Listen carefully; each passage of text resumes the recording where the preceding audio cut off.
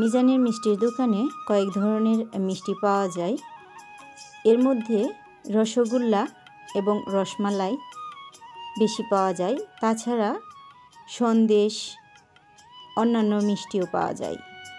আর আজকে ওনারা শুধু রসগোল্লাই তৈরি করেছে। যে মিষ্টি কথা সাথে কিভাবে আপনারা মিষ্টির দোকান দিলেন এবং কিভাবে এত জনপ্রিয় হয়ে উঠলেন?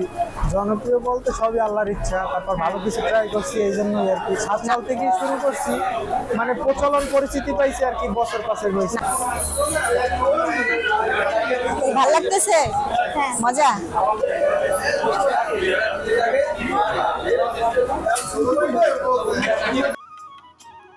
আসসালামু আলাইকুম বন্ধুরা, কেমন আছেন সবাই? আশা করি সকলেই ভালো আছেন। নতুন আরও একটি ভিডিওতে আপনাদের স্বাগত জানাচ্ছি। আমি নাজনীন আক্তার। আজকে আমরা যাচ্ছি পটুয়াখালী জেলার বদরপুর বাজারের মিজানের মিষ্টির দোকানে। তো আমরা মিষ্টির দোকান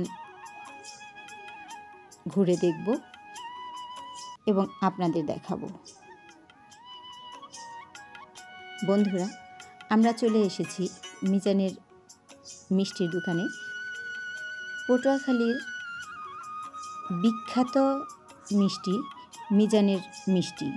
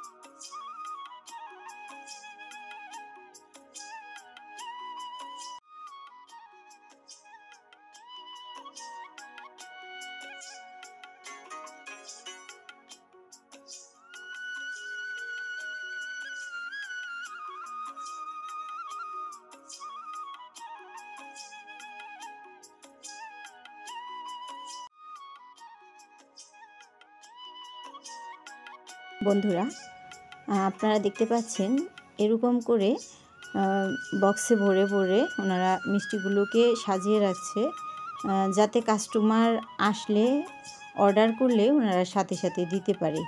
সেই কারণেই এরকম করে রাখা হয়েছে, সুন্দর করে সাজিয়ে রাখা হয়েছে। হ্যাঁ, কেমন চলে? আমি তো দেখতেছি অনেক ভালো চলে। দেখুন বন্ধুরা, কি পরিমাণ ব্যস্ততা দোকানিদের। আজকে কি রসগোল্লা, শুধু রসগোল্লা আছে, তারপরে হচ্ছে রসমালাই থাকে আপনাদের, তারপরে হচ্ছে ওই যে হ্যাঁ হ্যাঁ ওগুলো থাকে। হ্যাঁ, এখন প্রতি কেজি রসমালাই কত করে দিচ্ছেন? 300 টাকা।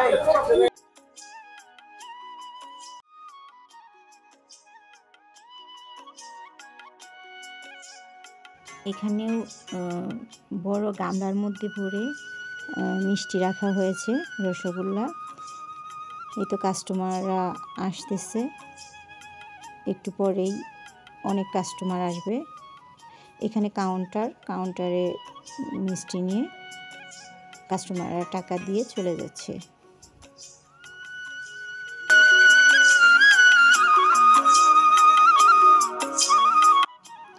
এইখানেও বড় গামলার মধ্যে মিষ্টি রাখা আছে।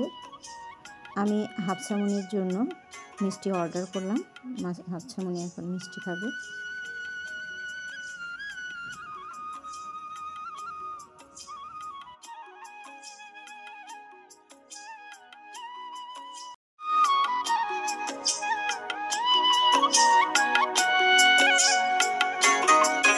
তো হাফসামনি টেবিলে গেল, এখন সে মিষ্টি খাচ্ছে।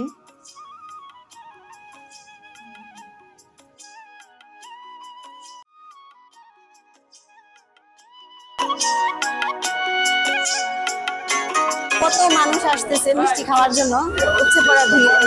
আপনারা দেখতেই পাচ্ছেন কি পরিমাণ, মানে মিষ্টি ভালো হলে এত লোকজন হয়। শুধু আজকে একরকম মিষ্টি বানিয়েছে এরা, শুধু মানে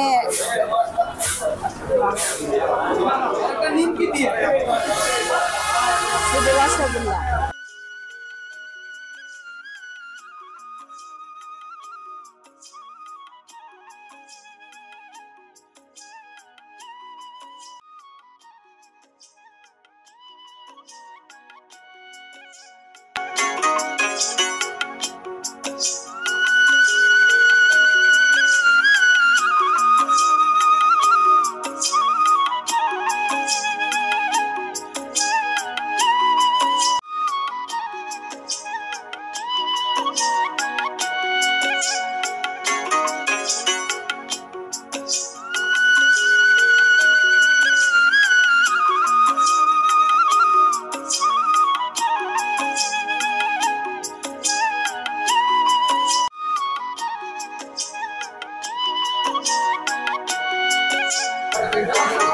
কত সাল থেকে? আমি যতটুকু জানি 7 সাল থেকে দোকান চলে, 7 সাল থেকে না?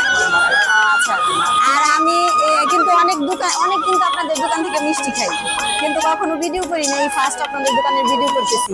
তো অনেক ভালো মিষ্টি, আমার মনে হচ্ছে যে একটা ভিডিও করা দরকার। এই প্রথম দোকান নিজেই শুরু করছে, শুরু করছে। প্রথমে বাইরে থেকে আমরা মিষ্টি আনিয়ে তারপর বিক্রি করতাম, তারপরে আমরা নিজেরাই গাড়ি করে রাখতে শুরু করছি, তারপর আস্তে আস্তে আমাদের পরিচিতি হয়েছে। কিন্তু কোনো দোকানে কাজ করে না, আমি যতটুকু যে শুনছি, লোক মুখেও শুনছি যে আগে নাকি উনি কাজ মানে ই করছে, তখন মনে হয়েছে ওনার কাছে যে আসলে ওনার একটা নিজস্ব দোকান থাকা দরকার, এরকম। এটা আসলে কতটা অনেক আগে থেকে ছিল, নিজস্ব দোকান অনেক আগে থেকে ছিল, মুদি দোকান ছিল, মুদি দোকান থেকে শুরু করছে। তাহলে উনি শুরু থেকে নিজেই সর্বপ্রথম তাহলে মিষ্টি বানানো কি উনি নিজে শিখছে, আচ্ছা তারপরে নিজে শিখছে। আচ্ছা আচ্ছা, নিজেই শিখছে, নিজেই। আচ্ছা, উনি কি এখনো জীবিত আছে? জীবিত আছে তো, নামাজ পড়তে গেছে। আচ্ছা, উনি আমার খালু হয়। উনি আপনার খালু? বয়স তো আর বেশি না। ও আচ্ছা আচ্ছা, বুঝতে পারছি। মুখে যে শুনছি উনি কাজ করতো, ওইটা ভুল হইতো।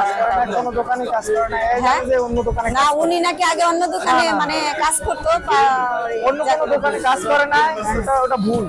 ওইটা ওই তথ্যটা ভুল, সেটাই বুঝলাম।